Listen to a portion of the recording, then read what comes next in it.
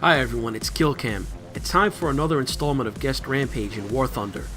Today's pilot is Agent of Change from Deadman's Hand Squadron.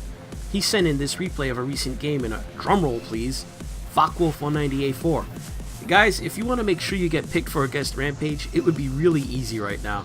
Just submit a video replay of yourself in anything but a Focke-Wulf, you're going to shoot right to the top of the pack. It's a pipeline of all A4 games right now. Surely there's a Spitfire or Bearcat pilot out there sitting on a decent game, no? How about some aircraft diversity? Jesus. Agent of Change starts the game climbing up to almost 4,000 meters altitude. He looked over the starboard wing and saw a Typhoon in a climb off to the side, so he turned that way and lit it up with his burst of fire from his 20mm cannons for the first kill. Apparently it is a long way to Tipperary. Next he's flying toward a climbing Ishak and takes a shot at it. He gets a crit on the first pass, but no joy. He had a thought about turning right to pursue the quarry, but it seems he thinks better of it in the end. So passing up the potential turn fight with the nimbler Ishak, Agent of Change resumes climbing.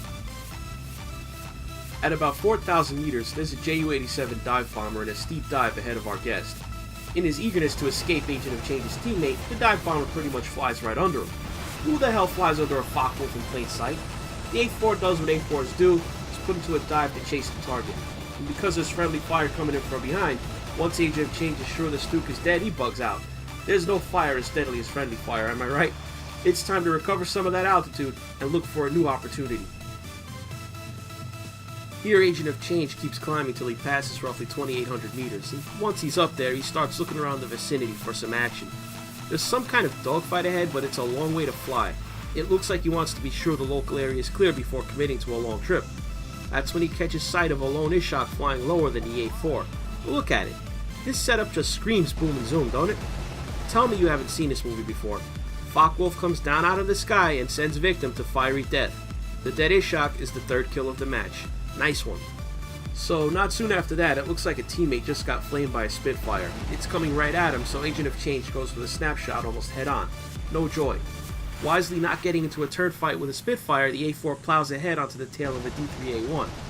This thing's diving for a ground target with a big head of steam, so the A4 doesn't have the energy to get it initially. In the end though, it's a dive bomber. When it pulls up, it's going to start giving up its speed for altitude and bleeding lots of energy. Here's one case where an A4 can hang around and wait for a target's energy to dissipate and chew it up for a kill. Sure enough, after a couple of hard banking turns, this goose is just about cooked, and kill number 4 is in the bag. Agent of Change is like most players who know what they're doing. When he's not in a fight, climbing is generally what's going on. From the looks of things, my guess he was headed for 2,000 meters altitude or so to reset himself. You'll notice though that he's not looking all the way around while vulnerable. This nearly has a bad outcome when suddenly somebody starts taking shots at him.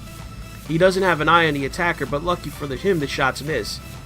He pulls something like a hammerhead. I still don't know how his attacker hasn't hit him yet. He's put into a dive over a low-flying P-39 and starts throwing lead at it. A few bursts of short intervals don't immediately kill the Airacobra, but persistence does pay off. He nearly overshoots, but it becomes a moot point when the fatally damaged plane succumbs to the damage and it crashes. Kill number 5's in the books and the plane is still undamaged. Now things get interesting. Agent of Change finds himself in the middle of a furball. Right away he puts a distracted Spitfire into the ground for kill number 6. He starts looking around for the Airacobra that flew right over him before he engaged the Spitfire. There's also a Hayabusa in the area, but the P-39 is the immediate concern. I like what he does here. Without full situational awareness of what's going on, Agent of Change flies away to get a better view. He takes himself out to the edge of the danger zone, and only when he's got better info does he make a commitment. He spots the P-39 dead ahead going into a dive to escape a teammate. Distracted target. He lines up on the P-39 and goes into a slight dive. When the target's in range, he lights it up and puts it down for kill number 7. Now where the hell is that Hayabusa? Our intrepid pilot looks over his left shoulder and then his right before spotting it.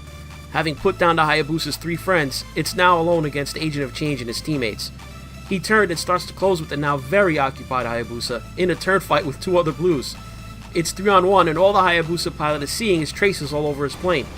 Agent of Change pulls into range though and puts an end to this engagement with a burst of his 20mm. Kill number 8 and the local sky's been swept clean of all enemy planes. Just a couple minutes ago, there were 4 reds near him. Now there are none. Cue up the Rains of Castamere because if there's any weeping going on, there's no one there to hear. Later on, the Focke-Wulf is in a gentle climb nearly at 3,000 meters when an F4U Corsair is spotted not too far away. A couple of quick looks to make sure the tail is clear and it's off to the hunt. A shallow dive lets the Focke-Wulf pick up some speed and set up a boom and zoom attack run. The Corsair is being engaged by another blue in a turn fight, so it's already out of its element. Corsairs are poor turn fighters against most opponents. As Agent of Change pursues the Corsair, a sudden reversal of direction gives him the perfect opportunity. One solid burst of his gun scores kill number 9. After that, it was time to climb and reset the plane for more attacks. I spared you from watching that with a bit of editing as usual. Agent of Change had gotten to 3,000 meters altitude when he spotted a pair of reds, one to his left and one to his right. The one to his left is trailing smoke from damage, but it's flying away. He decided to go to the right, but then the smoke revered his plane around and was coming right at Agent of Change. A PE-2 initiating a head-on with a Focke-Wulf? Can you say kill number 10 incoming?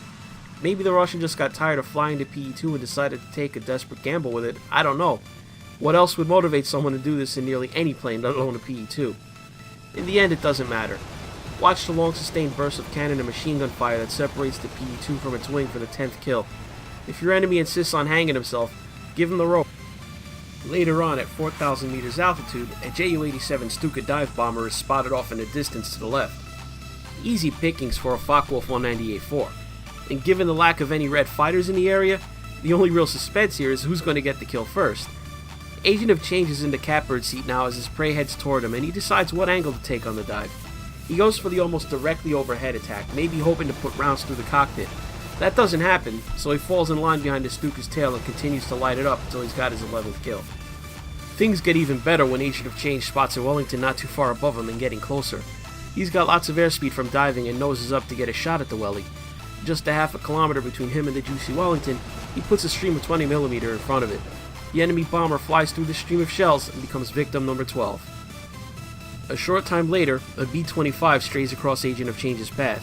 It's an American bomber, so a little care must be taken, but this should still be an easy kill. The A-4 is faster than the Mitchell in level flight, so it's only a matter of time before he opens fire and notches kill 13. Open those chutes, boys. It's a long way down to the ground. A string of easy bomber kills has had to have our guests wondering where all the red fighters went. Can you blame them? A Stuka, a Wellington, and a Mitchell don't present much challenge for someone in an A-4. And sometimes it's just like that. One team just grabs control of high altitude by shooting down all the fighters up there, or one team just has no one climb. Agent of Change just takes advantage of what the enemy's giving. P-38 tries to climb up and engage, so there's a quick head-on exchange.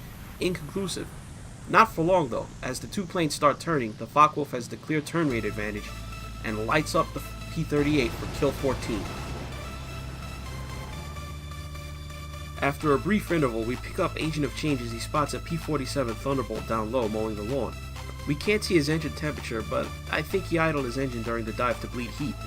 He comes down a long way after the Thunderbolt, dropping roughly 5,000 meters, so he will have lots of speed regardless. Even with an idle engine, he's making almost 600 kilometers per hour, and he's lining up the target for an attack from behind. As he gets close, the P-47 starts banking left and Agent of Change throttles the engine up again.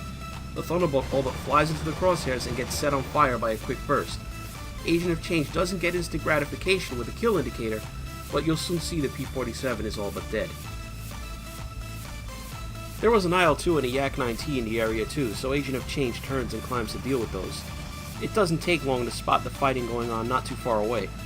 The ticket counters for both teams are near zero, so it's a race to finish off the last few ground targets for the win.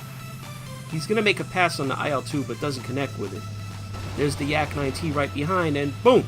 Combined with the kill indicator ding you might have heard from the damaged P-47, that's kills number 15 and 16. Nice work, pilot.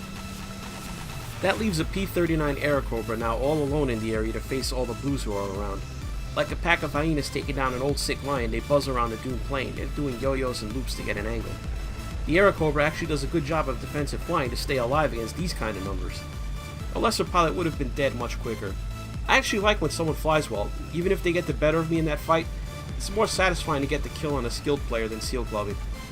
Unfortunately for the P-39, he's quickly going to be on the short end of this.